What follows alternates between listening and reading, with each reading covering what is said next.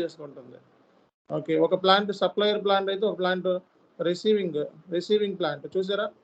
S1 PVMలో నుంచి ఎటువంటి నీకు కనబడతలేదు, ఎందుకంటే మొత్తం ఎంత ఉందో అంత ఇష్యూ చేసేసాం రిసీవింగ్ ప్లాంట్కి. రిసీవింగ్ ప్లాంట్ కూడా 10 రూపాయలు చూపిస్తుంది, అక్కడ 10 చూపిస్తుంది క్వాంటిటీ. అంటే సప్లయర్ ప్లాంట్ నుంచి రిసీవింగ్ ప్లాంట్కి గూడ్స్ అనేది ట్రాన్స్ఫర్ జరిగింది. సో ఇట్లాగే ఇప్పుడు ట్రాన్స్ఫర్ మూమెంట్ అని చెప్పి మనకు ఒకటి టీ కోడ్ ఉంది. ఒకసారి ఏం చేస్తారంటే సేమ్ ఇందాక ఎలా క్రియేట్ చేశారో అట్లాగే ఒక 1 minute మేడం. అట్లాగే ఏం చేస్తారంటే స్టాక్ ట్రాన్స్ఫర్ సంబంధించి మనకు ఒకటి ఉంది, వెళ్ళి ఒకసారి క్రియేట్ చేయండి, పర్చేజ్ ఆర్డర్ క్రియేట్ చేయండి.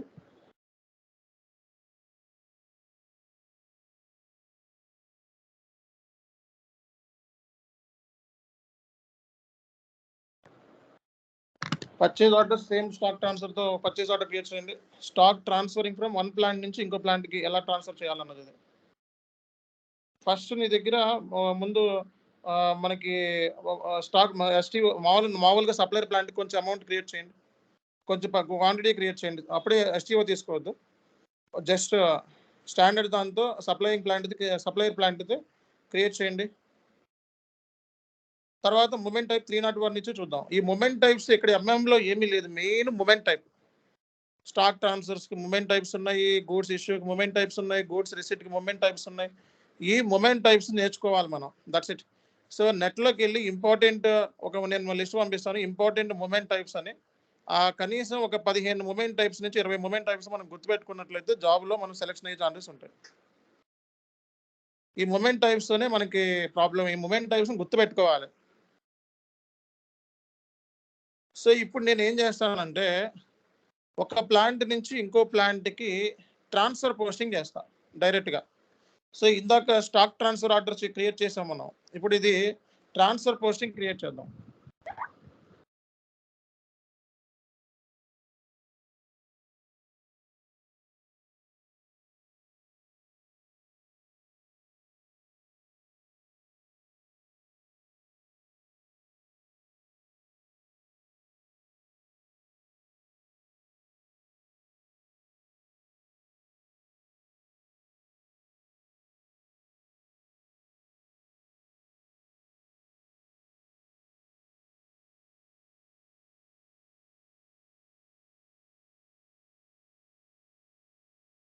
సో ఇక్కడ మనకి ఏంటంటే 2 ప్లాంట్స్, ఈ సప్లయరింగ్ ప్లాంట్లో సమ్ అమౌంట్ ఉంటే, సమ్ క్వాంటిటీ ఉంటే మనకి ఆటోమేటిక్గా మనం నెక్స్ట్ ఇది చేయొచ్చు అనమాట, ఈ ట్రాన్స్ఫర్ పోస్టింగ్ అనేది చేయొచ్చు.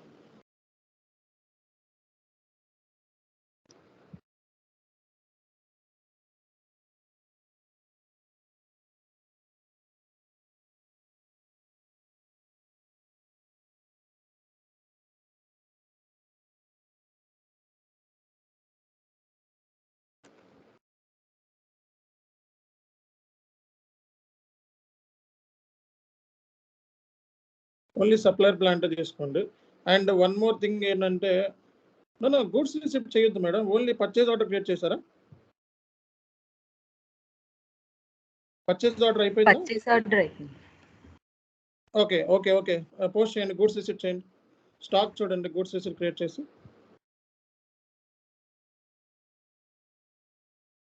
ఓకే, పోస్ట్ చేసి MMBEలోకి వెళ్ళి స్టాక్ చూడండి. నేను మొబైల్లో నేను చూస్తున్నాను, కొంచెం కన్ఫ్యూజన్ ఉంది.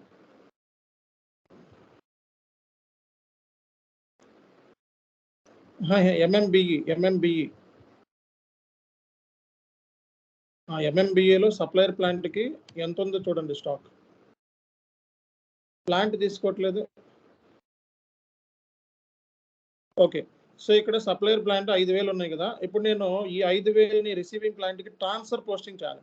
ట్రాన్స్ఫర్ పోస్టింగ్ చేయాలంటే టీ కోడ్ వచ్చేటప్పటికి మనకి మీరు మూమెంట్ టైప్ 301 తీసుకోండి మేడం. మీకోలోకి వెళ్ళి మూమెంట్ టైప్ 301 తీసుకోండి.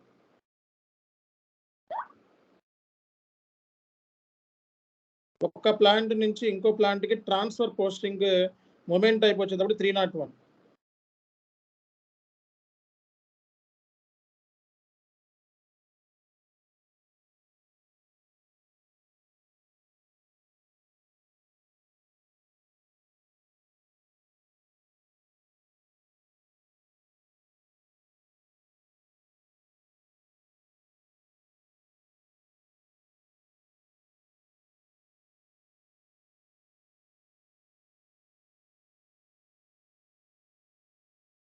అక్కడ ట్రాన్స్ఫర్ పోస్టింగ్ అని ఉంటుంది చూడండి, అది సెలెక్ట్ చేసుకోవాలి. ఇప్పుడు మూమెంట్ టైప్ తీసుకోండి. ఉమ్.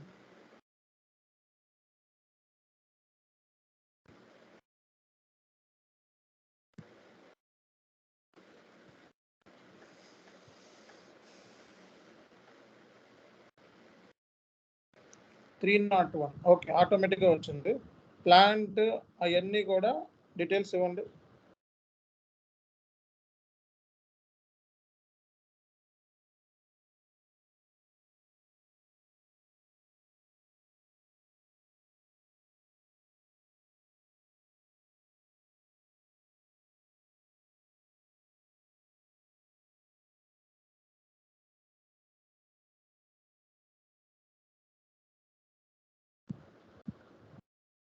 Storage location and plant enter plant transfer posting అంట. స్టోరేజ్ లొకేషన్,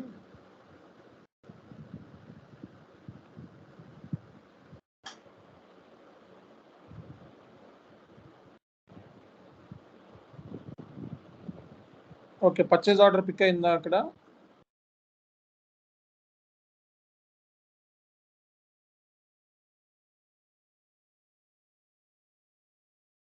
కరెక్టే. అక్కడే సమ్వేర్ డీటెయిల్స్ మిస్ అయినాయి ఉంటాయి చూడండి అక్కడ.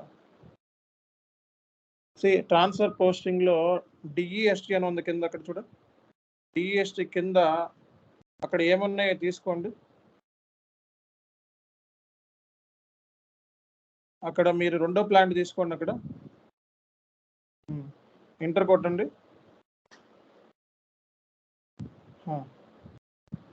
ఓకే,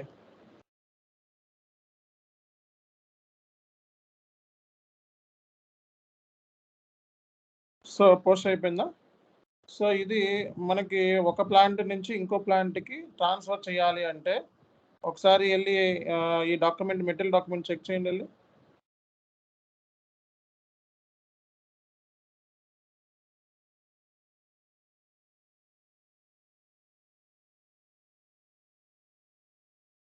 ఎంట్రీ వచ్చేటప్పుడు stock account debit, stock account credit ఉంటుంది. ప్లాంట్లు వేరే ఉంటాయి.